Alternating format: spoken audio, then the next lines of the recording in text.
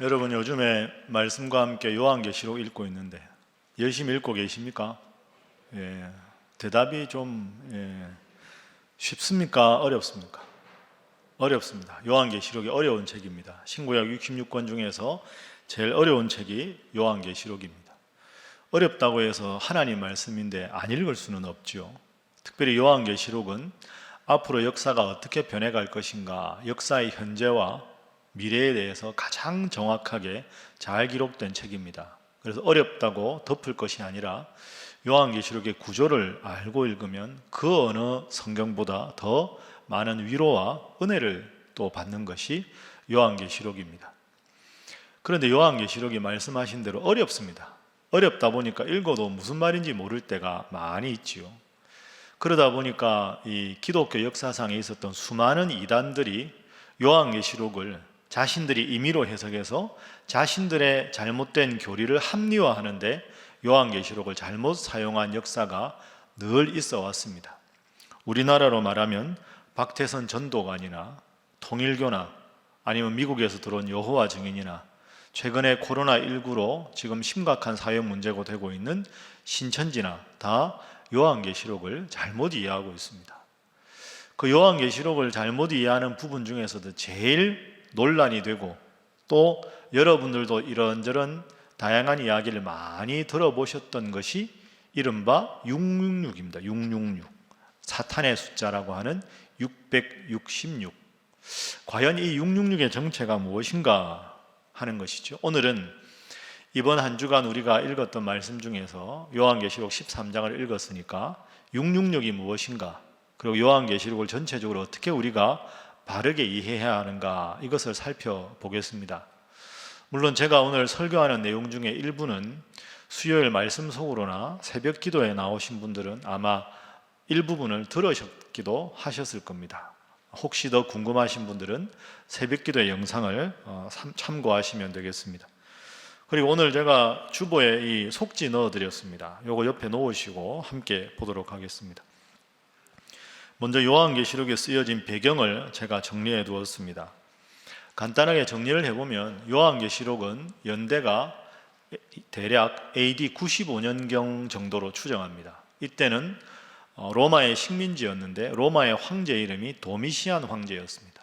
라틴어로는 도미티아누스 황제인데 영어로는 도미시안 황제라고 합니다. 그런데 이 도미시안 황제는 기독교를 아주 극심하게 박해했던 대표적인 황제입니다. 그러다 보니까 기독교를 박해하다 보니까 그 당시 소아시아에 훌륭한 교회들이 있었는데 그 교회 가장 대표적인 지도자가 사도 요한이었습니다. 그래서 이 사도 요한을 순교를 시키려다가 실패로 돌아가자 반모라고 하는 섬, 반모섬에 우리로 말하면 귀양을 보냅니다. 제가 지난주에 말씀드렸죠. 반모섬에 귀양을 가 있는 상태에서 지도자를 잃은 초대교회들은 우왕좌왕하기 시작합니다. 그런데다가 로마 황제가 박해를 더 극심하게 하니까 이제 교회가 점점 움츠하면서 믿는 자들의 숫자가 줄어들기 시작하는 위기 상황이 오게 된 거죠.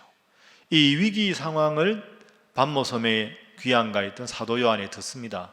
그리고 그 착잡한 마음에 아무리 황제가 박해를 하더라도 주님께서 여러분을 보호하실 테니 이 박해가 머지않아 끝날 것이니 이 박해를 이기고 믿음 생활 잘해서 그러면 우리 주님께서 생명의 면류관을 주실 것입니다 하는 위로와 소망의 메시지가 요한계시록이라고 말씀드렸습니다.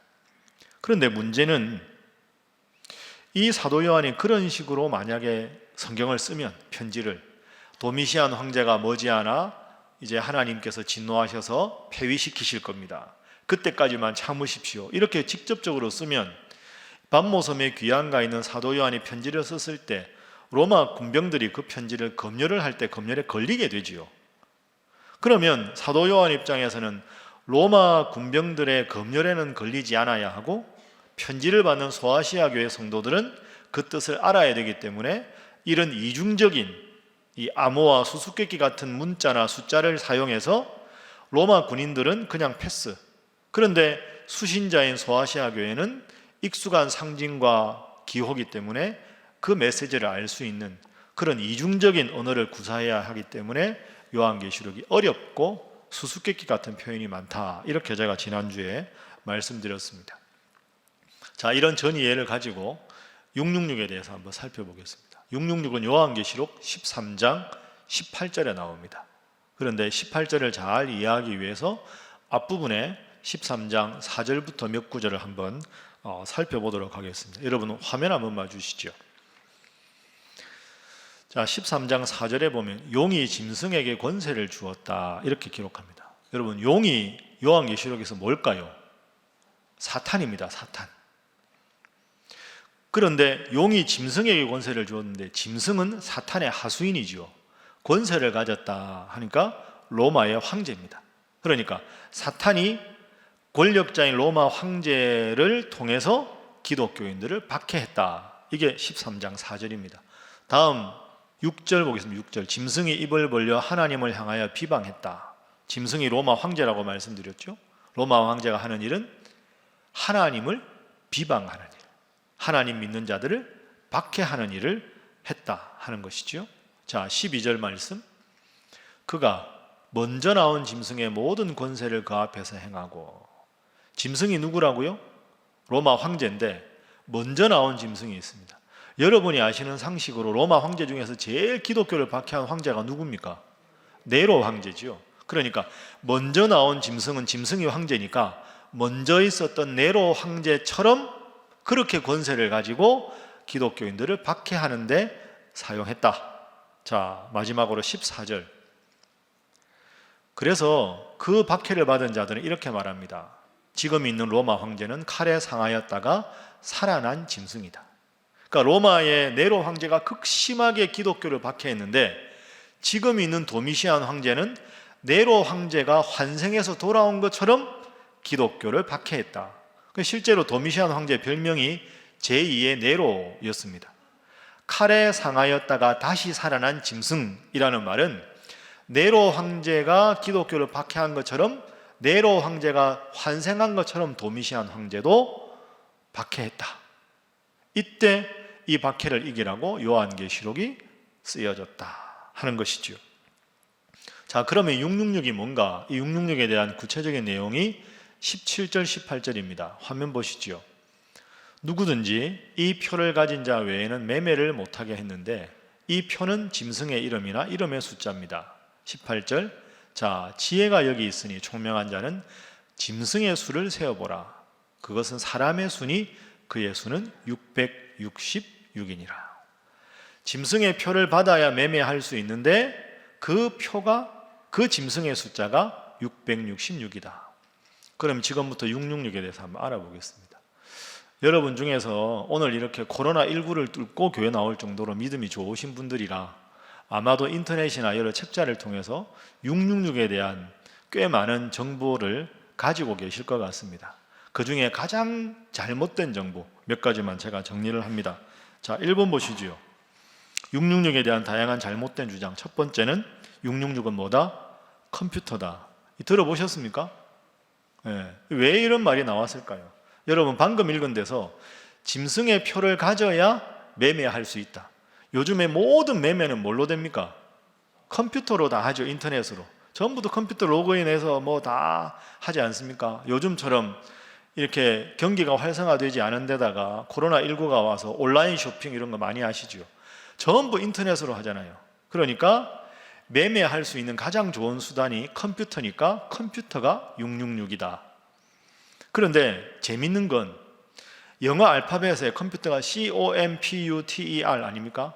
A를 6으로 놓고 그럼 B는 6 더하기 6, 12, C는 18, D는 24 이렇게 육진법으로 쭉 A부터 Z까지를 배열을 하고 COMPUTER 다 더하면 666이 나옵니다. 정확하게.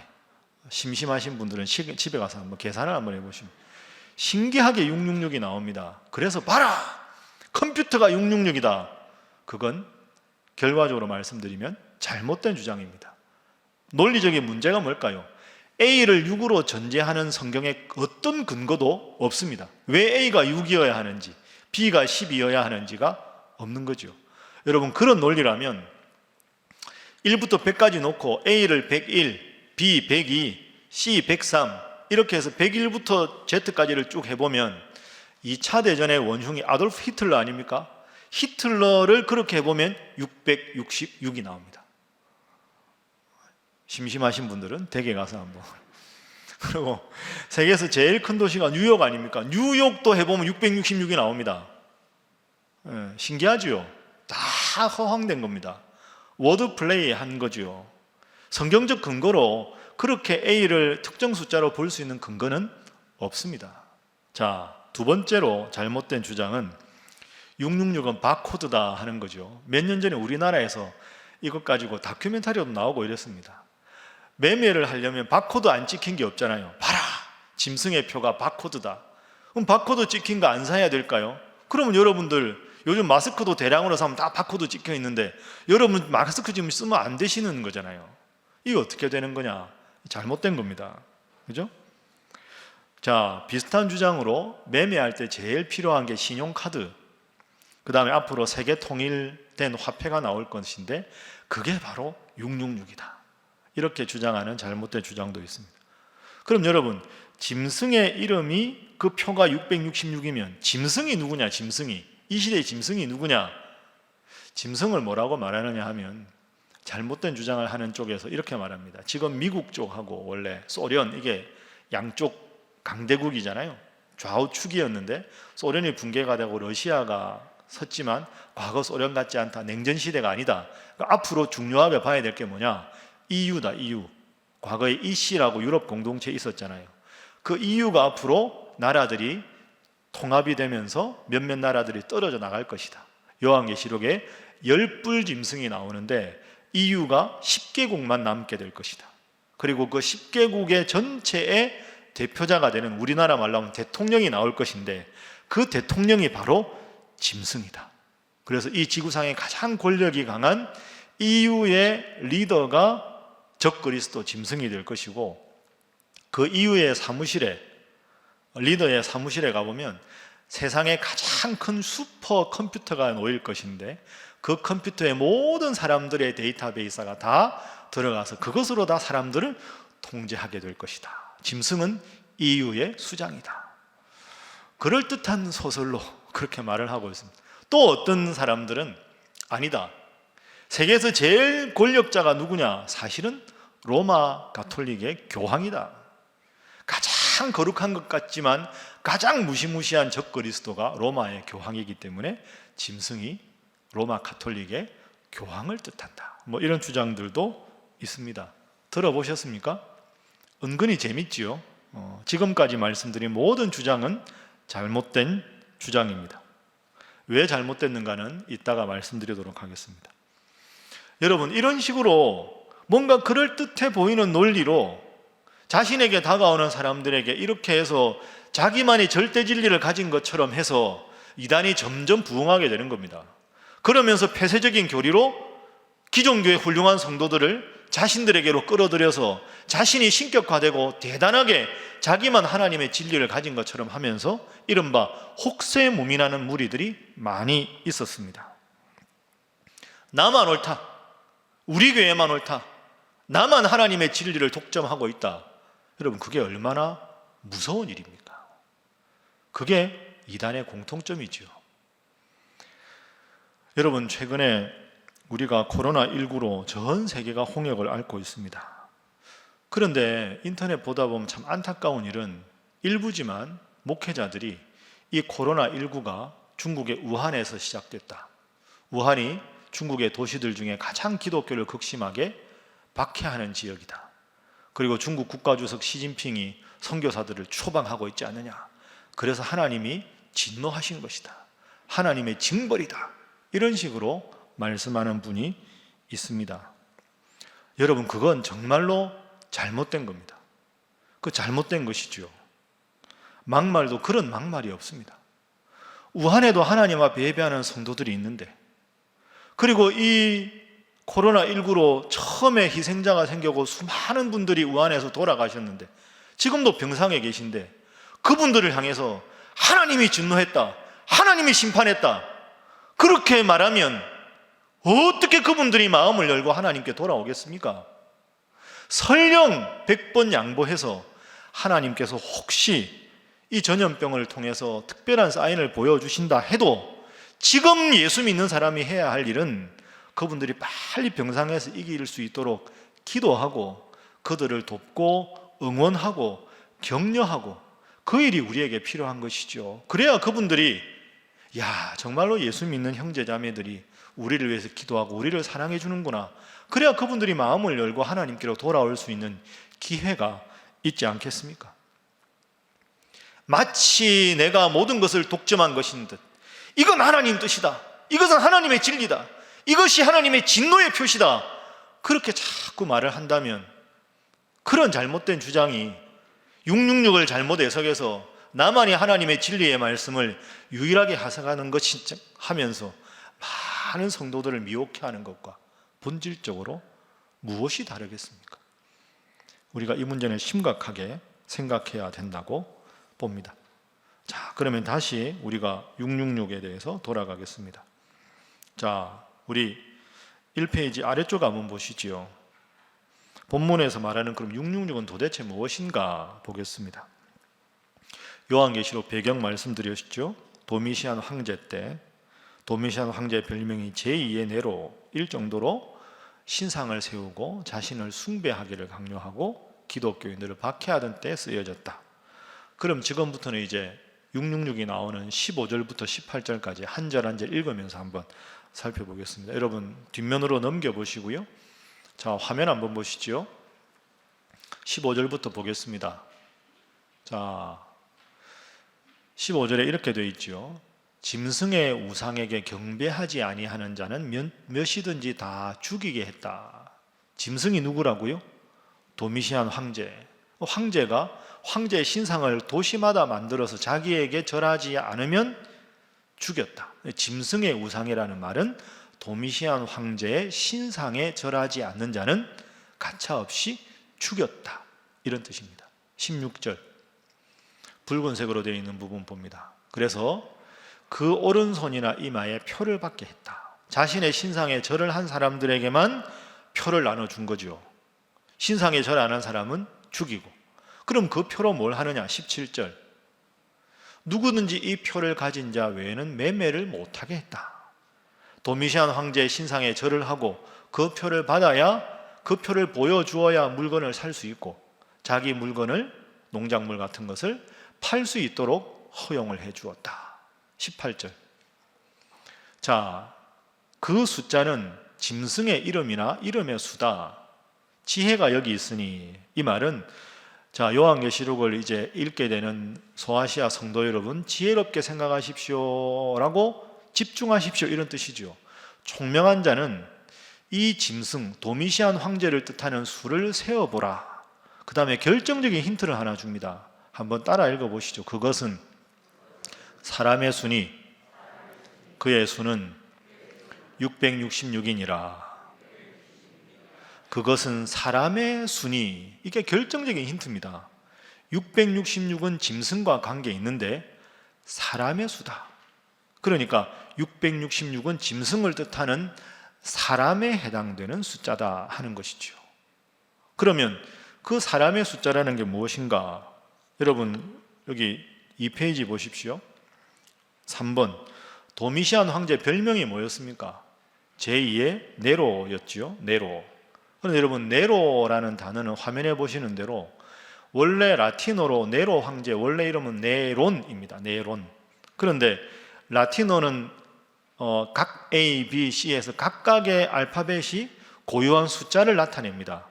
N은 50이고요 E가 6이고 R이 500이고 O가 60이고 N이 50입니다. 고유한 라틴어 숫자가 나타내는 알파벳 숫자가. 그러면 네론을 더하면 666이 되는 거죠. 그런데 우리는 흔히 말할 때 네론이라고 안 하고 뭐라고 발음합니까?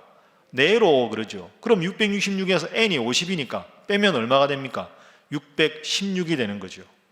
그래서 요한계시록이 발견된 사본에 보면 어떤 사본에는 666이 되고 어떤 사본에는 616이라고 되어 있는 이유는 네론이라고 하면 666, 네로라고 하면 616이 되는 거죠.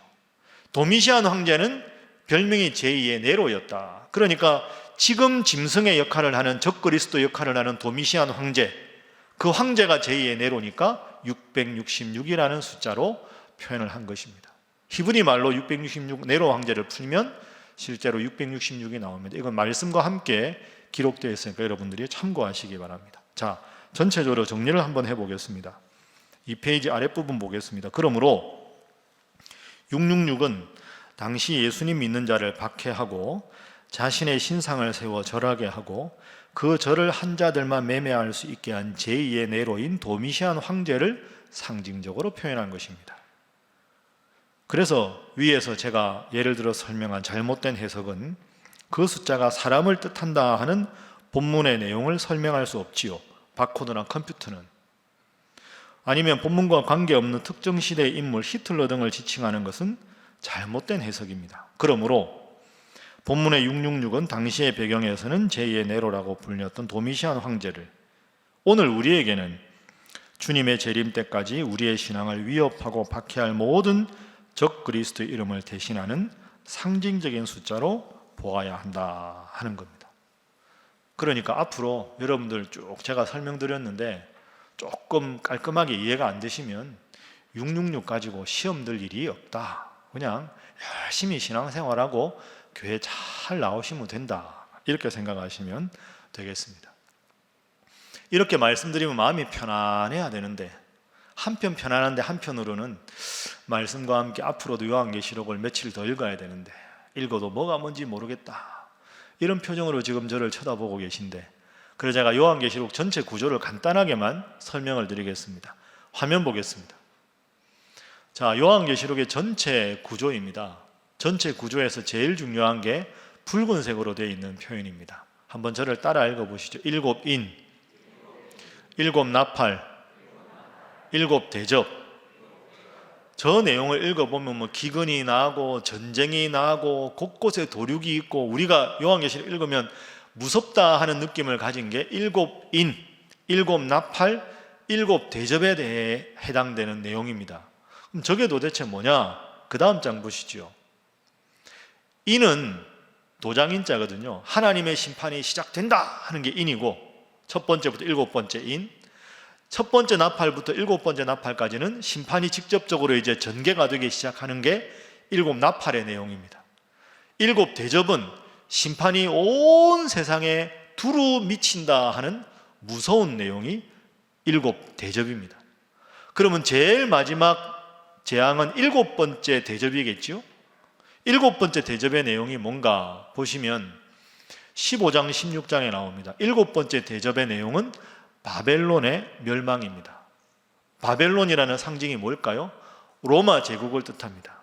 그러니까 여러분 사도 요한의 의도는 이런 겁니다. 여러분 지금 도미시안 황제가 여러분을 아무리 박해해도 이 로마가 영원할 것 같아도 하나님은 이 로마를 언젠가는 멸망시키시고 도미시안 황제를 폐위시키실 겁니다. 그때까지 하나님께 여러분 열심히 믿음 생활하고 어렵지만 이 박해를 이겨나가십시오. 이게 요한계시록의 주제입니다. 그 주제를 제일 잘 드러내는 본문 하나만 봅니다. 6장 1절 말씀입니다. 자, 내가 보매 어린 양의 7인 중에 하나를 떼시는데 인, 나팔, 대접인데 첫 번째 인을 떼는 분이 누구라고요? 어린 양입니다. 여러분 어린 양이 성경에서 누굽니까? 예수님입니다. 예수님이 인을 떼시고 하나님의 그 하수인인 천사들이 나팔을 불고 대접을 쏟습니다. 그러니까 여러분 요한계시록에 제일 중요한 건 야 이거 무섭다. 언제 이런 심판이 있을까? 이런 심판이 있으면 내가 어찌 살아날 수 있을까? 이게 중요한 게 아닙니다. 첫 번째 인을 떼시고 7번째 대접까지 주관하시는 분은 주님이심을 믿습니다. 그래서 그 어떤 환난이 오더라도 주님께서 인을 떼신다는 말은 예수님 잘 믿는 사람은 그 어떤 환난에도 끝까지 보호해 주신다. 그런데 아무리 주님을 믿으라고 해도 주님을 믿지 않고 끝까지 주님께 등을 돌린 자들에게는 인과 나팔과 대접으로 그들을 심판하실 것이다. 그 여러분 요한계시록의 주제는 심판이 아닙니다. 위로와 소망, 보호와 지키심입니다. 그걸 여러분이 기억하셔야 합니다. 그 요한복음 몇 장 몇 절로 되어 있습니까? 마지막으로 화면 보시지요. 요한계시록은 총 22장으로 되어 있습니다. 22장 404절인데요. 그 404절을 분석을 한번 해보면 무서운 재앙에 관한 구절이 98구절이고요. 기쁨과 위로와 소망이 무려 159절입니다. 그러니까 요한계시록을 읽으면 우리는 두려워할 게 아니라 이런 극심한 위험이 와도 내가 주님을 믿으면 이 모든 환난에서 주님 우리를 살피시고 지키시고 구해 주신다. 이게 요한계시록의 주제입니다. 그래서 요한계시록 어렵지만 읽으실 때마다 두려움이 아니라 기쁨으로, 불안함이 아니라 평안한 마음으로 끝까지 믿음 생활 잘 하기로 결단하시고 말씀 열심히 읽으시는 여러분 다 되시기를 주님 이름으로 축복합니다. 딱 이 상황에서는 원래 옆에 분하고 인사를 해야 되는데 오늘은 안 하겠습니다. 그냥 마음으로 다짐만 하시면 되겠습니다. 제가 설교 마치면서 한 가지 이야기만 하고 마치겠습니다. 제가 과거지요, 중등부, 중학생 부서를 맡아서 할 때입니다. 제가 이제 주일 오후에 성경 공부를 하다가 백지를 한 장씩 다 나눠줬어요. 그러고는 제가 이제 내가 질문 안 할 테니까 백지에 답을 한번 써보라. 만약에 오늘 밤에 주님이 오시면 지금 이 시간부터 주님 올 그때까지 뭘 하고 보낼 건지 한번 타임 스케줄에 따라서 뭘 할 건지 한번 써보라고 애들한테 백지를 나눠줬습니다. 근데 성경 공부하는 애들이니까 열심히 하는 애들 아닙니까? 고민하다 썼는데 딱 답이 세 부류로 나누어졌습니다. 첫 번째 부류는 공부 안 하겠다, 실컷 뷔페 가서 먹겠다, 못 놀아본 거 열심히 놀겠다, 재미있는 영화를 보겠다, 여자친구를 사귀겠다, 남자친구를 사귀겠다, 뭐 이렇게 좀 놀겠다 하는 부류가 한 부류입니다. 이 부류만큼 많은 친구들은, 중학생 친구들은 나는 교회 와서 회개 기도를 하겠다. 평상시에 기도를 못했는데 천국을 가긴 가야 되는데 마음은 불안하니까 안 하던 기도 몰아서 하고 안 하던 성경 열심히 읽고 교회에서 그런 거 하다가 주님 오시면 주님 저 천국으로 좀 이렇게 하겠다. 이 대답이 두 개가 비등비등했습니다. 근데 마지막 대답이 있었습니다. 한 명, 딱 한 명, 한 줄 썼습니다. 한 줄. 타임 스케줄대로 안 딱 한 줄. 저는 평소대로 하겠습니다. 멋진 친구죠. 아주 훌륭합니다. 평소대로 하겠습니다. 주님이 오늘 오시든 내일 오시든 아침에 일어나면 맨 먼저 기도하고 열심히 공부하고 친구들과 잘 지내고, 아니 내가 예수님 믿고 주님께서 나와 함께 하심을 알고 내가 천국 갈 줄 아는데 뭐 마지막 날이라고 호들갑 떨겠습니까? 평상시 하던 대로 하겠습니다. 여러분도 이 고백이 여러분 고백이 되시기를 주님 이름으로 축복합니다. 여러분, 참 제 인생에 오늘 같은 이런 상황에 설교할 줄은 몰랐습니다. 마스크 안 쓴 사람이 저밖에 없거든요. 그 많던 교인들도 다 걱정하시고 가정에서나 가까운 데 예배 드립니다. 뉴스만 틀면 우리가 불안하기도 하고 걱정스러워합니다. 자연스러운 현상입니다. 그러나 또 한편 그 도미시안 황제의 극심한 박해 속에서도 초대교회 성도들이 믿음 생활 잘 지킨 것 기억하시고 집회의 숫자가 줄고 예배의 숫자가 준다 하더라도 저는 늘 주님이 내 마음의 주인이 되시니 가정에서나 교회에서나 상황이 어떻게 변해도 주님 믿는 마음으로 주님께서 나와 함께 하심 믿고 열심히 신앙생활 하겠습니다. 이 마음 가지셔서 이렇게 힘들고 어려운 시기에 신앙이 되려 약해지는 것이 아니라 주님이 함께 하심을 믿고 더 굳건한 천국 소망과 믿음과 확신으로 주님 앞에 승리하시는 우리 사랑하는 신일의 모든 성도들 되시기를 주님 이름으로 축복합니다. 기도하겠습니다. 사랑의 주님, 감사합니다. 귀한 주님의 말씀을 읽으면서도 때로 깨닫지 못하거나 잘못 이해한 것을 오늘 또한 바르게 일러주셔서 감사합니다. 이 진리의 말씀을 늘 가까이 하게 하시고 옳게 분별하게 하시고 그 말씀을 실천하는 바른 신앙인이 되도록 저희를 지키시고 인도하여 주옵소서. 신앙의 기초 체력을 튼튼히 하여 잘못된 가르침에 현혹되지 말게 하시고 깨어 바른 믿음 생활하는 우리 사랑하는 신일의 모든 성도들이 되게 하여 주옵소서. 예수님의 이름으로 기도하옵나이다. 아멘.